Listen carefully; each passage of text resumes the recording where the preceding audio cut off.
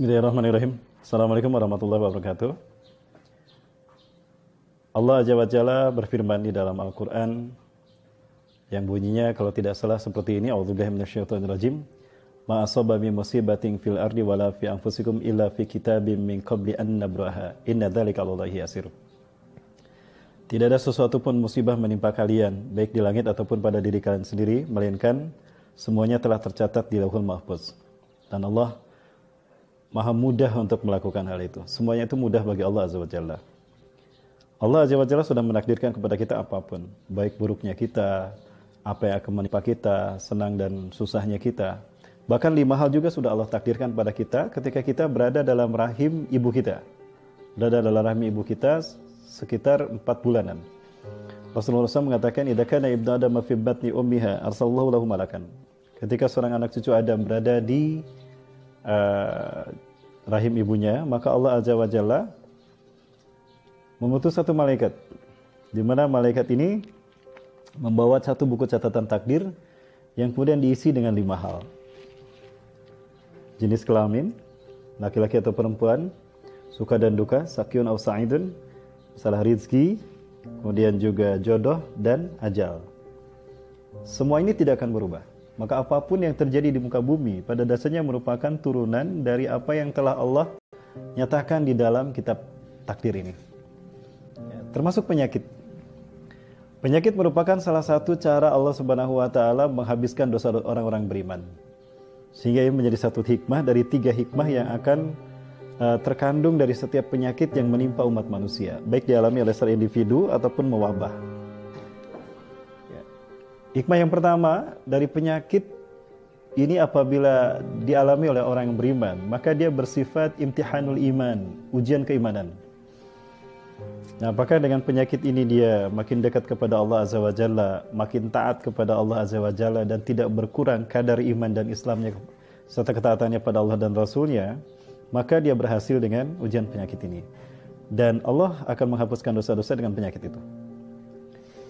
Namun jika dialami oleh orang yang suka berbuat dosa tapi dia beriman, maka penyakit ini bisa jadi merupakan sebuah at-tazkirah atau an-nadhirah, peringatan agar dia berhenti dari kelalaian, berhenti dari perbuatan dosa dan kembali hijrah ke jalan Allah Azza wa Jalla. Ya. Adapun yang ketiga, jika penyakit ini dialami oleh orang kafir yang gemar berbuat dosa, maksiat dalam kekufurannya, maka penyakit ini sudah dipastikan merupakan azab dari Allah Azza wa Jalla. Azab dari keburukan yang telah dia lakukan. Sekali lagi, siapapun di antara kita tidak akan mengalami dan tidak akan mendapatkan apapun melainkan sesuai dengan apa yang kita lakukan. Ini adalah hukum sunatullah, hukum kausalitas, hukum Allah Azza wa Jalla. Wa allaysa linsani ila ma sa'a. Tidak ada yang didapatkan oleh seseorang melainkan seperti apa yang dilakukannya, sesuai dengan apa yang dilakukannya. Atau di dalam surat Al-Baqarah Allah menjelaskan, la yukallifullahu nafsan illa wus'aha. Allah tidak akan membebani seseorang kecuali dengan apa yang dia mampu. Laha makasabat, dia akan mendapatkan kebaikan dari kebaikan yang dilakukannya. Wa 'alaiha maktasabat, dan dia akan mendapatkan efek buruk dari keburukan yang dilakukannya. Jadi seseorang tidak akan mendapatkan apapun melainkan sesuai dengan apa yang dilakukannya, termasuk penyakit. Belakangan ini mewabah yang namanya virus corona, COVID-19. Tentu ini juga merupakan penyakit yang bisa berjadi ujian keimanan bagi orang yang beriman, ataupun bisa menjadi peringatan bagi mereka yang lalai, atau mungkin azab bagi mereka yang zalim di muka bumi ini. Tiga-tiganya dalam satu momen bisa terkandung dalam satu peristiwa ini sebagai hikmah yang bisa kita petik. Maka sebagai seorang muslim, ada sepatutnya kita selalu bersikap baik, selalu beramal soleh, sehingga kebaikan dan amal yang kita lakukan akan berefek baik pula bagi kita. Ya. Apakah pernah terjadi penyakit ini di masa Rasulullah SAW? Pernah terjadi di masa para sahabat, di masa Rasulullah juga pernah terjadi. Ya, bahkan di masa Nabi Musa, penyakit ini juga pernah terjadi. Yang membuat Nabi Musa menyaksikan bagaimana penyakit ini mewabah di Mesir, sehingga Fir'aun, laknatullah alaih, kehilangan putra laki-lakinya. Karena penyakit ini. Penyakit ini disebut dengan ta'un. Ya, bahasa kitanya virus. Di masa Khalifah Umar bin Khattab radhiyallahu an, beliau pernah berjalan bersama kaumnya, bersama para sahabatnya menuju satu kaum.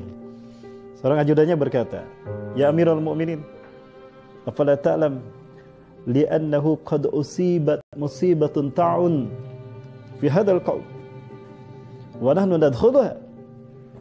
Wahai Amirul Mukminin, sesungguhnya telah menimpa kaum itu penyakit taun dan kita mengarah ke sana. Apakah tidak sebaiknya kita mengambil jalan lain?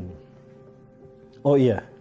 Kalau begitu, Umar bin Khattab kemudian mengatakan, kita akan mengalih ke jalan lain, kita motong lewat jalan sana, jangan lewat jalan sini.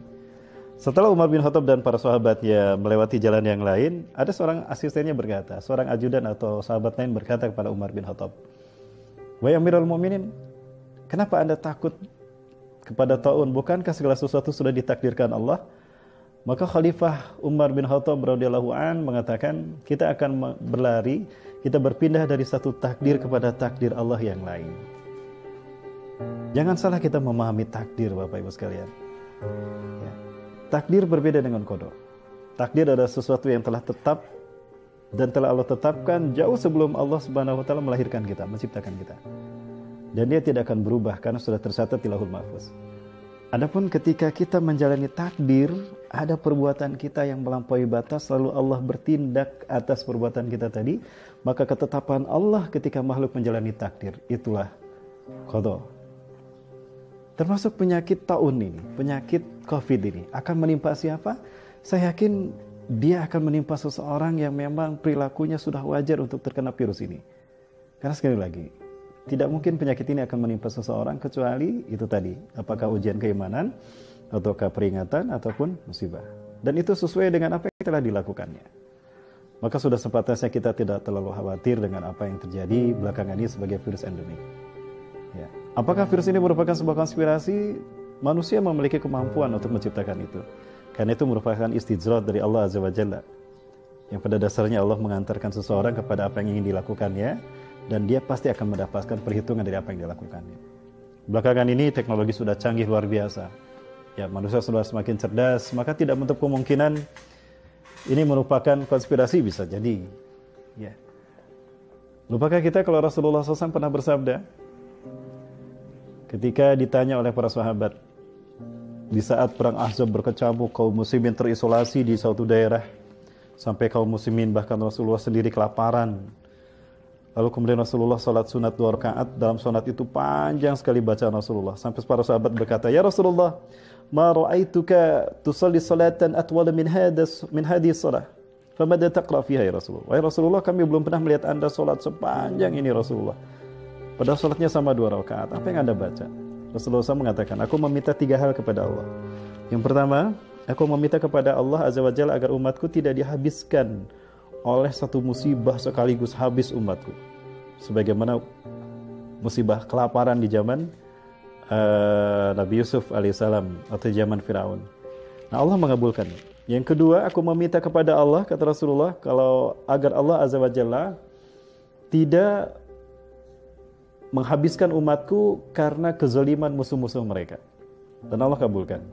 Nah, yang ketiga, Rasulullah SAW mengatakan, aku meminta kepada Allah agar Allah tidak membiarkan segolongan dari umatku yang kuat, zalim, menimpakan kezalimannya kepada kaum yang lemah dari umatku juga. Dan Allah tidak mengabulkannya. Kenapa demikian? Kenapa doa Rasulullah yang ketiga tidak dikabulkan, padahal Rasulullah selalu diijabah?